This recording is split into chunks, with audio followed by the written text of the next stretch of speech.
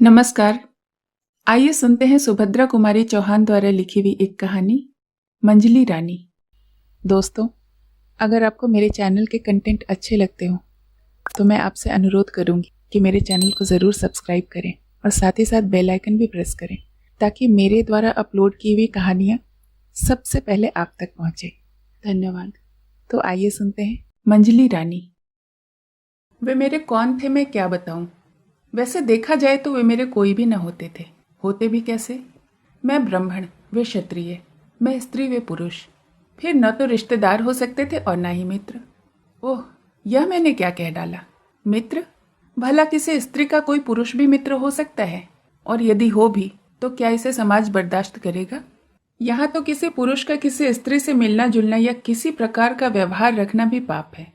और यदि कोई स्त्री किसी पुरुष के साथ किसी प्रकार का व्यवहार रखती है या प्रेम से बातचीत करती है तो वह स्त्री भ्रष्टा है, चरित्रहीना है। नहीं तो पर पुरुष से मिलने जुलने का और क्या ही मतलब हो सकता है। खैर, न तो मुझे समाज से कुछ लेना देना है और न ही समाज से कोई सरोकार। समाज ने तो मुझे दूध की मक्खी की तरह निकालकर दूर फेंक दिया है। फिर मैं ही क्यों समाज की परवाह करूं। मेरे माता पिता साधारण स्थिति के आदमी थे। परिवार में माता पिता के अतिरिक्त मुझसे बड़े मेरे 3 भाई और थे। मैं सबसे छोटी थी। छोटी होने के कारण घर में मेरा लालन पालन बड़े लाड़ प्यार में हुआ। मेरे दोनों भाई बनारस हिंदू यूनिवर्सिटी में पढ़ते थे और दोनों से छोटा राजन मैट्रिक में पढ़ रहा था। मेरे पिता संस्कृत के पूरे पंडित थे और पुरानी रूढ़ियों के कट्टर पक्षपाती। यहाँ तक कि वे मेरा विवाह 9 साल की उम्र में ही करके गौरी दान के अक्षय पुण्य के भागी बनना चाहते थे। कई लोगों के और विशेषकर मेरे भाइयों के विरोध के कारण ही वे ऐसा न कर सकते थे। जब मैं 5वीं अंग्रेजी में पढ़ रही थी और मेरी आयु 14 साल के लगभग थी, तब मेरे माता पिता को मेरे विवाह की चिंता हुई। वे योग्य वर की तलाश में थे ही कि संयोग से ललितपुर के तालुकेदार राजा राम मोहन हमारे कस्बे में शिकार खेलने आए। कस्बे से लगा हुआ ही एक बड़ा सा जंगल था। वहाँ शिकार खेलने का अच्छा मौका था। उनका खेमा जंगल के बाहर कस्बे के पास ही था। कस्बे वालों के लिए यह एक खास तमाशा भी हो गया था। उनके टेंट में कभी कभी ग्रामोफोन बजता और कभी कभी नाच गाना होता। लोग बिना पैसे का तमाशा देखने झुंड के झुंड जमा हो जाते। एक दिन मैं भी राजन और पिताजी के साथ राजा साहब की डेरे पर चली गई। मेरे पिताजी की राजा साहब से अच्छी जान पहचान हो गई थी। हम लोग उन्हीं के पास जाकर कुर्सियों पर बैठ गए। राजा साहब ने हमारा बड़ा सम्मान किया। लौटते समय उन्होंने हम लोगों को अपनी ही सवारी पर भेजा और साथ में बहुत से फल, मेवा और मिठाई इत्यादि भी रखवा दी। कस्बे की कई लड़कियां और लड़कों ने मुझे राजा साहब की सवारी पर लौटते हुए उत्सुक नेत्रों से देखा, किंतु उस सवारी पर बैठकर मैं अनुभव कर रही थी कि जैसे मैं कहीं की रानी हूं। मैंने उनकी ओर आंखें उठाकर भी न देखा। दूसरे दिन राजा साहब ने स्वयं पिताजी को बुलवा भेजा और उनसे मिलकर 2-3 घंटे बाद जब पिताजी लौटे तो इतने प्रसन्न थे जैसे उनके पैर धरती पर ही न पड़ते थे। ऐसा मालूम होता था कि वे सारे संसार को जीत कर आ रहे हैं। आते ही उन्होंने मेरी पीठ ठोकी और माँ से बोले, लो, इससे अच्छा और क्या हो सकता था। तारा का विवाह राजा साहब के मंझले लड़के से तय हो गया है। माता पिता दोनों ही इस संबंध से बड़े प्रसन्न हुए। मेरे भाइयों ने जब सुना कि तारा का विवाह एक तालुकेदार के विलासी लड़के से, जो मामूली हिंदी पढ़ा लिखा है, उससे तय हुआ है, तो उन्होंने इसका बहुत विरोध किया। किंतु उनके विरोध को कौन सुनता था। पिताजी तो अपनी हट पकड़े थे। उनकी समझ में इससे अच्छा घर और वर मेरे लिए कहीं मिल ही न सकता था। सबसे अधिक आकर्षक बात तो उनके लिए यह थी कि वर बहुत बड़े खानदान 20-20वें कन्वजियों के घर का लड़का था। फिर राजा से रिश्तेदारी करके कस्बे में उनकी इज्जत न बढ़ जाएगी। इसके अतिरिक्त विवाह का प्रस्ताव भी तो स्वयं राजा साहब ने ही किया था। नहीं तो भला मामूली हैसियत के मेरे पिताजी यह प्रस्ताव कहाँ से ला सकते थे। सबसे बढ़कर बात तो यह थी कि दहेज के नाम से कुछ भी न देकर लड़की इतने बड़े घर में ब्याही जाती थी। फिर भला इतने बड़े बड़े आकर्षणों के होते हुए पिताजी इस प्रस्ताव को कैसे टाल सकते थे। पिताजी मेरी किस्मत की सराहना करते हुए कहते, मेरी तारा तो रानी बनेगी। रानी बनने की खुशी में मैं फूली फूली फिरती थी। भाइयों का विरोध करना मुझे अच्छा न लगता था, किंतु मैं उनके सामने कुछ कह भी नहीं सकती थी। खैर, भाइयों के बहुत विरोध करने के बाद भी मेरा विवाह मंझले राजा मनमोहन के साथ हो गया। फूलों से सजी हुई मोटर पर बैठकर मैं ससुराल के लिए रवाना हुई। हमारे कस्बे और ललितपुर के बीच में केवल 27 मील का अंतर था, इसीलिए बारात मोटरों से ही आई और गई। जीवन में पहली बार मैं मोटर पर बैठी थी। मुझे ऐसा मालूम होता जैसे मैं हवा में उड़ रही हूँ। 27 मील तक मोटर पर बैठने के बाद भी मेरा जी न भरा। यही चाहती थी कि रास्ता और लंबा होता जाए और मैं मोटर पर घूमा करूं। किंतु क्या यह संभव था? आखिर को एक बड़े भारी महल के जनाने दरवाजे पर मोटर जाकर खड़ी हो गई। सास तो थी ही नहीं, इसीलिए मेरी जिठानी बड़ी रानी जी परछन कर मुझे उतार कर ले गई। मुझे एक बड़े भारी सजे हुए कमरे में बिठा दिया गया। स्त्रियां बारी बारी से मुंह खोलकर देखने लगी। कोई रुपया, कोई छोटे मोटे जेवर या कपड़े मेरी मुंह दिखाई में दे देकर जाने लगी। मेरी जिठानी बड़ी रानी ने भी मेरा मुंह देखा, कुछ बोली नहीं, ऊह करके मेरी अंगुली में अंगूठी पहना दी। मैंने सुना कि वे पास के किसी कमरे में किसी से कह रही थी, देखा बहू को, क्या तारीफ के पुल बांध रहे थे। ससुर जी के कहने से तो बस यही मालूम होता था कि इंद्र की अप्सरा होगी, न रूप न रंग। न जाने क्यों सुंदर कह के कंगले की बेटी को ब्याह कर अपनी इज्जत हल्की की। रोटी बेटी का ब्याह तो अपनी बराबरी वालों में होता है ना बिरजू की माँ। पर ससुर जी तो इसके रूप पर लट्टू ही हो गए। मैं सुंदर नहीं तो क्या, मुझे सुंदरता की परख भी नहीं। न जाने कितनी सुंदरियां देखी हैं, यह तो उनके पैरों की धूल के बराबर भी न होगी। मालूम होता है उम्र के साथ साथ ससुर जी की आंखें भी सठिया गई हैं। मंझले राजा को तो डुबो ही दिया। बिरजू की माँ उनकी हाँ में हाँ मिलाती हुई बोली, सुंदर तो है रानी जी, जैसे आप लोग हैं वैसी ही है, पर अभी बच्ची है, जवान होगी तो रूप और निखर जाएगा। बड़ी रानी तिलमिला उठी और बोली, रूप निखरेगा पत्थर, होनहार वीरवान के होत चिकने पात, निखरने वाला रूप सामने से ही दिख जाता है। फिर वे जग विरक्ति के भाव से बोली, ओह जाने भी दो, अच्छा हो या बुरा हमें करना ही क्या है। जब मैं वहां अकेली रह गई, सारी औरतें चली गई, तो मेरी माँ की खवासन ने सूना कमरा देखकर मेरा मुंह खोल दिया। शीशा उठाकर मैंने एक बार अपना मुंह ध्यान से देखा, फिर रख दिया। ढूंढने से भी मुझे अपने रंग रूप में कोई ऐब न मिला। पहली बार केवल 5 दिन ससुराल में रहकर मैं पिता के साथ मैके आ गई। ससुराल के 5 दिन मुझे 5 वर्ष की तरह मालूम हुए। मैंने जो रानी बनने का सुनहरा सपना देखा था वह दूर हो चुका था। ससुराल से लौटकर मैंने तो कुछ नहीं कहा, किंतु खवासन ने वहां के सब हालचाल बता दिए। माँ ने कहा, तो क्या रानी केवल कहने के लिए होती है? भीतर का हाल तो हमारे घरों से भी गया बीता है। मैं अपनी माँ के साथ मुश्किल से महीना सवा महीना ही रह पाई थी कि मुझे बुलाने के लिए ससुराल से संदेशा आया। राजाओं की इच्छा के विरुद्ध तिल भर भी मेरे पिताजी कैसे जाते, न चाहते हुए भी उन्हें मेरी विदाई करनी पड़ी। इतनी जल्दी ससुराल जाना मुझे जरा भी अच्छा न लगा, परंतु क्या करती, लाचार थी। सावन में जबकि सारी लड़कियां ससुराल से मैके आती हैं, मैं ससुराल रूपी कैद खाने में बंद होने चली। देवर के साथ मोटर पर बैठी। इस बार मैंने अपना छोटा सा हारमोनियम भी साथ में रख लिया था। फिर ससुराल पहुंची। पहली बार तो मेरे साथ माँ के घर की खवासन भी थी। इस बार उस हारमोनियम और थोड़ी सी पुस्तकों को छोड़कर कुछ भी न था। मेरा जी एक कमरे में चुपचाप बैठे बैठे घबराया करता। घर में कोई ऐसा न था जिससे घंटे 2 घंटे बातचीत करके जी बहलाती। केवल छोटे राजा, मेरे देवर की बातें मुझे अच्छी लगती थी, किंतु वे भी मेरे पास कभी कभी और अधिकतर बड़ी रानी की नज़र बचाकर ही आते थे। मैं सारे दिन पुस्तकें पढ़ा करती, पर पुस्तकें थी ही कितनी, 8-10 बार पढ़ गई। छोटे राजा कभी कभी मुझे अखबार भी ला दिया करते थे, किंतु सबकी आंखें बचाकर।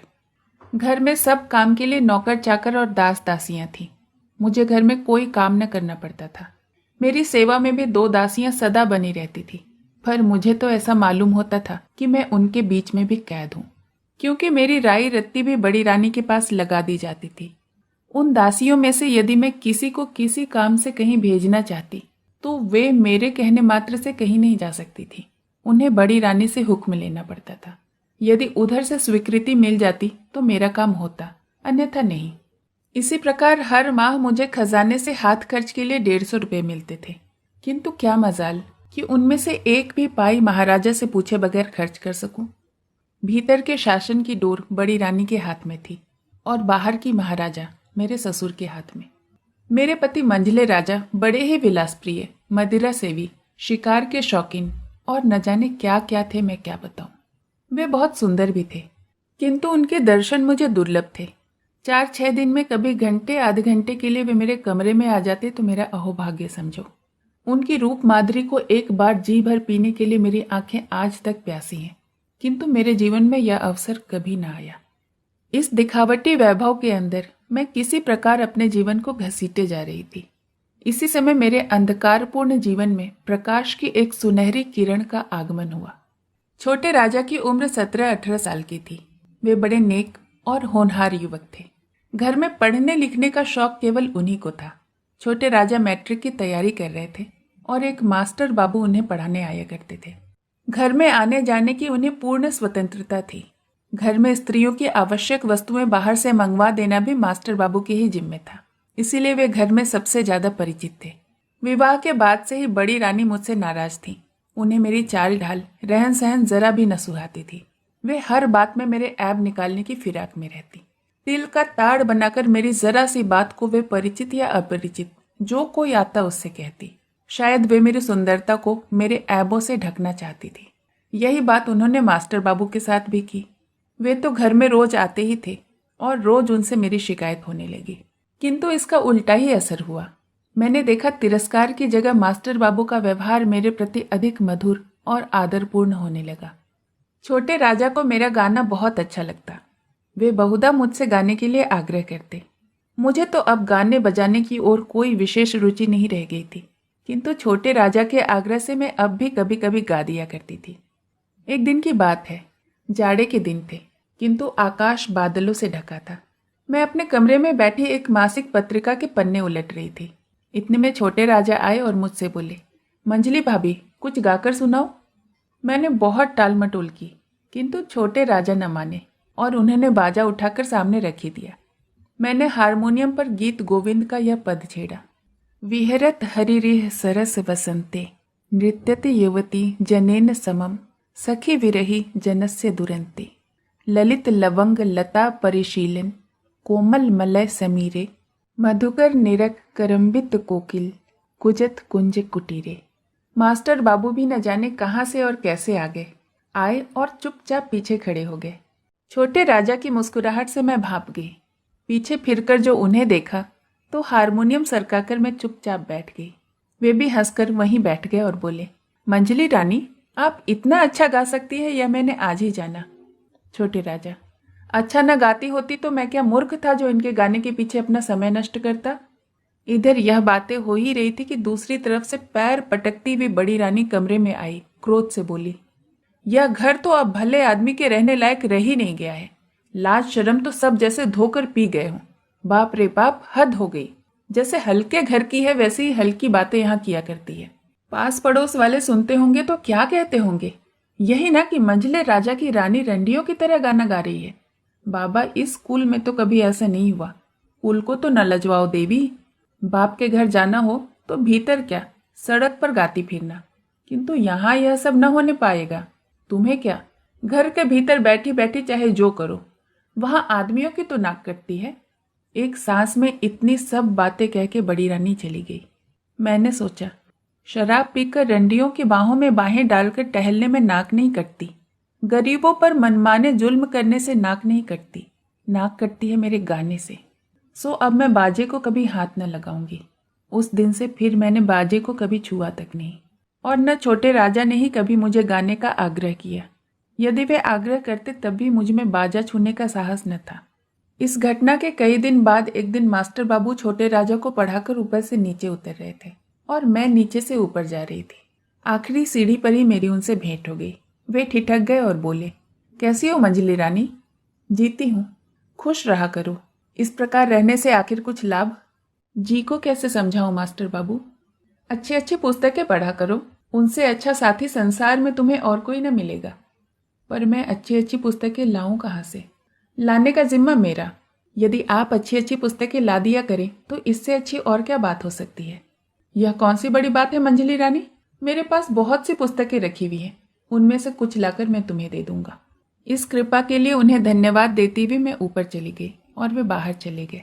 मैंने ऊपर आंख उठाकर देखा तो बड़ी रानी खड़ी हुई तीव्र दृष्टि से मेरी ओर देख रही थी।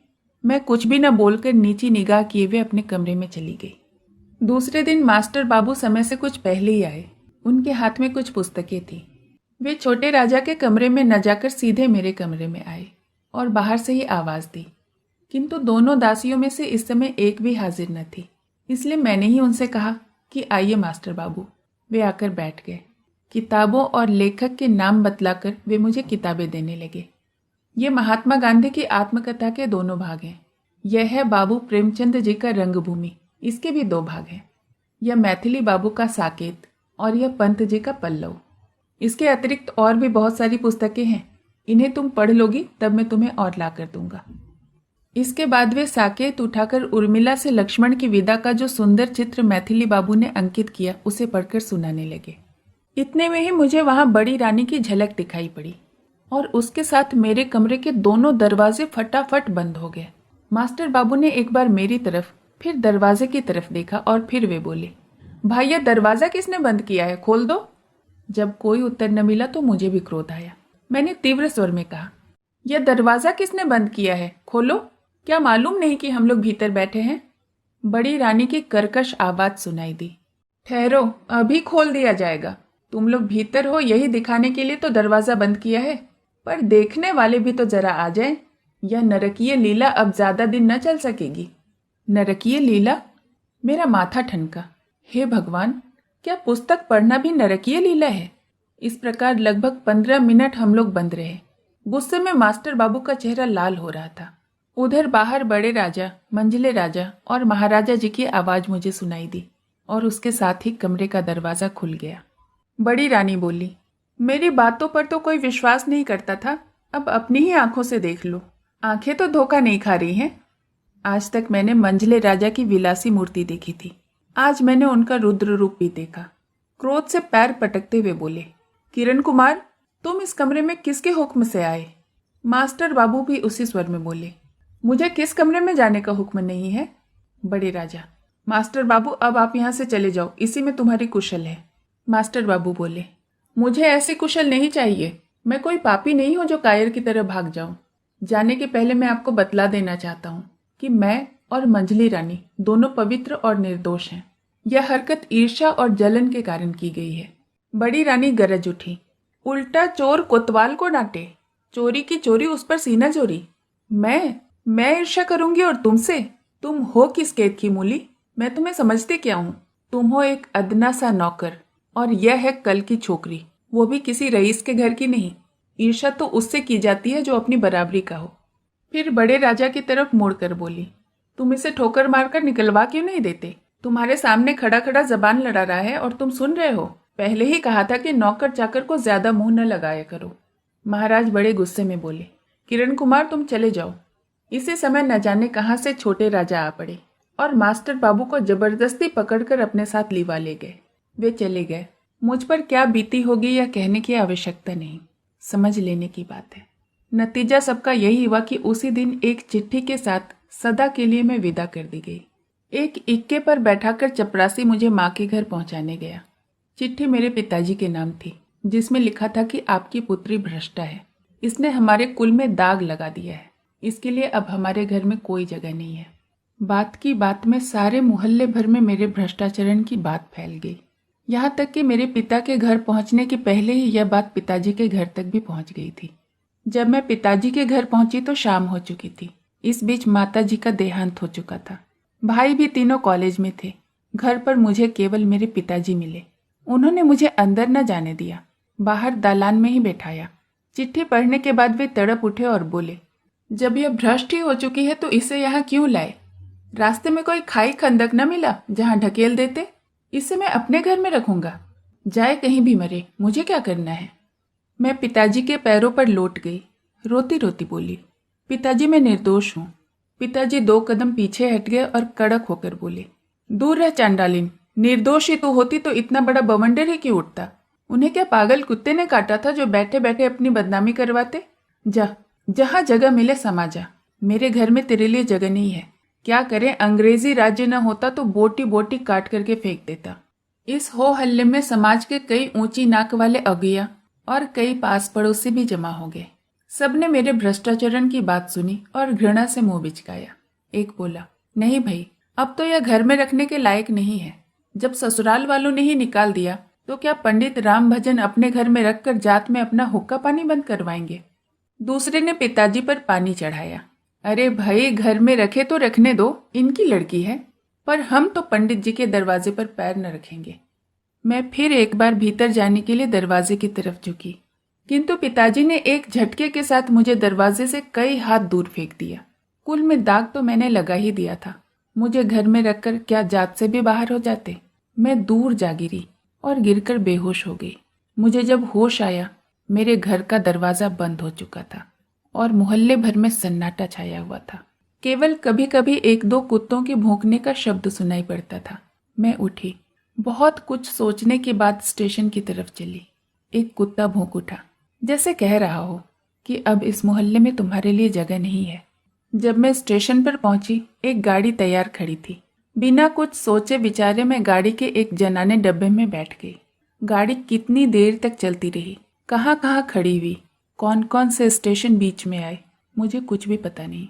किंतु सवेरे जब ट्रेन कानपुर पहुंचकर रुक गई और एक रेलवे कर्मचारी ने मुझे आकर उतरने को कहा तो जैसे मैं चौंक सी पड़ी।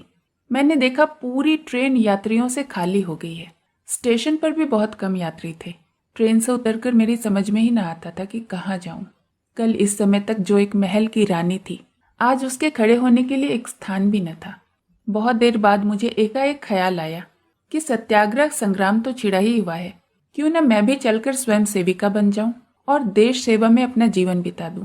पूछती हुई मैं किसी प्रकार कांग्रेस के दफ्तर पहुंची। वहां पर 2-3 व्यक्ति बैठे हुए थे। उन्होंने मुझसे पूछा कि मेरे पास किसी कांग्रेस कमेटी का प्रमाण पत्र है। मैंने कहा नहीं, तो उन्होंने मुझे स्वयं सेविका बनाने से इनकार कर दिया। इसके बाद में इसी प्रकार कई संस्थाओं और सुधारकों के दरवाजे दरवाजे भटकी, किंतु मुझे कहीं भी आश्रय न मिला। विवश होकर मैं भूखी प्यासी चल पड़ी, किंतु जाती कहाँ। थक कर एक पेड़ के नीचे बैठ गई। मैंने अपनी अवस्था पर विचार किया। मैं आज रानी से पथ की भिखारिन हो चुकी थी। मेरे सामने अब भिक्षावृत्ति को छोड़कर दूसरा उपाय ही क्या था। इसी समय न जाने कहाँ से एक भिखारिन बुढ़िया भी उसी पेड़ के नीचे कई छोटी छोटी पोटलियां लिए हुए आकर बैठ गई।